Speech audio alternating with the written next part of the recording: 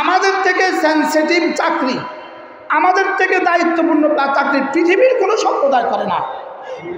একটায় আজান, একটায় মাইক হরন। বলেন না? 4:15 বাজে আজান, 4:15 বাজে হরন। হুজুর কি বলে? আমি রেডি। মাইক্রোফোন আমি রেডি। ঠিক 4টা বাজে জামাত, ইমাম সাহেব ঠিক 4টা বাজে হাজির।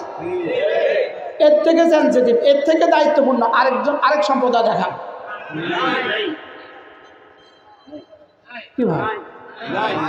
হ্যাঁ, এবার রসুল বলেন মুয়াজ্জিন সাহেব, আমি তো জানি উম্মত তোমার খেদমত কেমন করবে, এটা আমি তো জানি। রব যেন বলেন উম্মত তোমার খেদমত কদ্দুর করবে আমি তো জানি।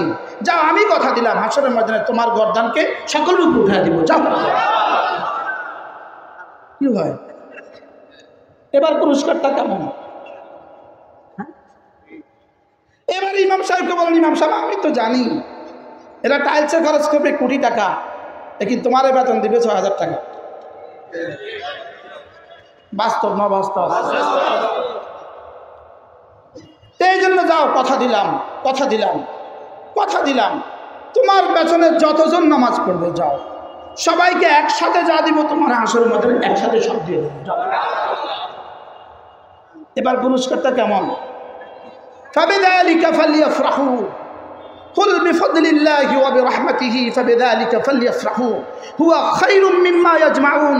রব যেন বলেন মুয়াজ্জিন সাহেব আর ইমাম সাহেব, শোনো, তোমাদেরকে রব আল্লাহ তাআলার ফজলে তোমাদেরকে ঘরের খাদেম বানায়া তোমাদের জন্য হাসরের ময়দানে যা রেডি রেখেছেন তা পৃথিবীর সমস্ত মানুষ যদি একসাথে সম্পদ জমা করে যেই পরিমাণ হবে তার চেয়ে কোটি কোটি গুণে শ্রেষ্ঠ। কি ভাই, এবার রব আমাদেরকে কি দিবেন? ফাবিযালিকা ফালইফরাহু, খুশি হয়ে যাও। আমরা কি এপারে নিব সব না ওপারে নিব সব? আমরা ওপারে নিব সব বললে আমরা কোথায় নিব বলেন? আমরা ওপারে নিব সব, এপারে নিব কিছু কিছু, ওপারে নিব সব কিছু। আর বেঈমান আর বেনামাজি এপারে নিবে একটু বেশি কিছু, ওপারে পাবে না কোনো কিছু। তারা এপারে নিবে কি সব কিছু নাকি বেশি কিছু? ওরা এপারে নিবে একটু বেশি কিছু, ওপারে পাবে না কোনো কিছু। আর আমরা এপারে নিব একটু কিছু কিছু, ওপারে পাবো সব কিছু। এই জন্য হযরত হাসান বসরি রহমতুল্লাহ আলাইহি বলেন, যদি আমাকে আল্লাহ তাআলা ইখতিয়ার দেন, হাসান এই কাজটা করলে তোমাকে দুনিয়াতে একটা বাড়ি দেওয়া হবে, যে বাড়িটা হবে স্বর্ণের, তবে 1 মাসের জন্য। আর এই কাজটা করলে তোমাকে একটা বাড়ি দেওয়া হবে দুনিয়াতে, তবে এই বাড়িটা হবে মাটির, তবে এই বাড়িটা হবে 100 বছর। আপনি বলেন তো আপনি কোন কাজ করবেন? মাটির ঘর 100 বছর। জোরে বলে। মাটিরটা নেবেন না স্বর্ণেরটা নেবেন? মাটিরটা কেন নেবেন? 100 বছর। স্বর্ণেরটা কেন ছেড়ে দিব? এবার বলুন তো দেখি, আমাদের জন্য যে জান্নাত রেখেছেন সেটা মাটির না স্বর্ণের?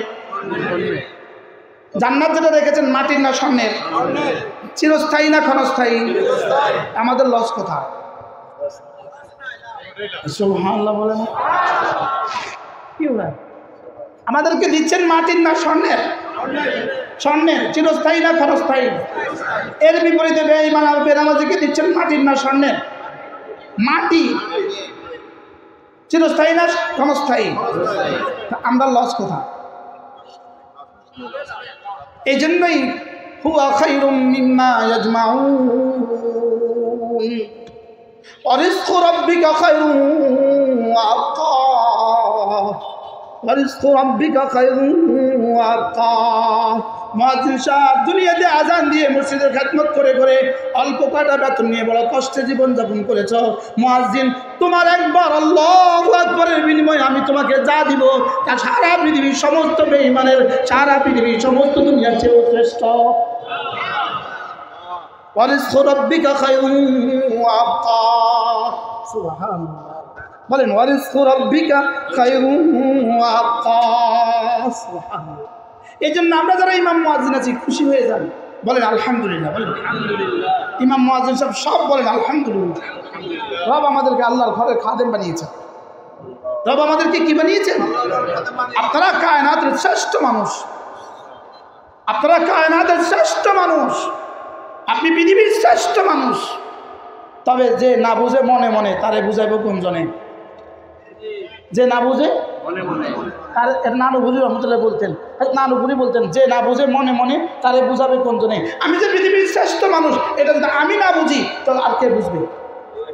আমি তো এটা বুঝলাম না। যদি আমি বুঝতাম তাহলে আমি মোবাইলে ঢুকতাম না। এবার জি কয় না, এবার জি আসতে হয়েছে, দেখছেন কি